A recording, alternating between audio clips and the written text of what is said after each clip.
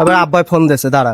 এবার এই ফালতু ঝামেলাই ভাল লাগে না, বেড়া খালি কোনো বাইরেতেই বেই না, বেড়া খালি ফোন দাঁড়া দল লইবে ফালতু পেড়া, কোনো বাইরেতেই বেই না, বেড়া এইটুকু কোনো গেলি বাসাইতে বাইরেলি খালি ফোন দেবে, বাসায় তাড়াতাড়ি কমনে এই আবি যাবে দাঁত ফালতু পেড়া যত সব। কি হয়েছে কন?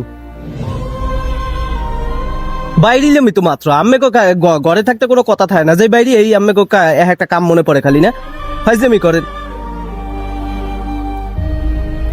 হ্যাঁ রাহেন রাহেন আমনে রাহেন, ফালতু লোকজন কোথাকার।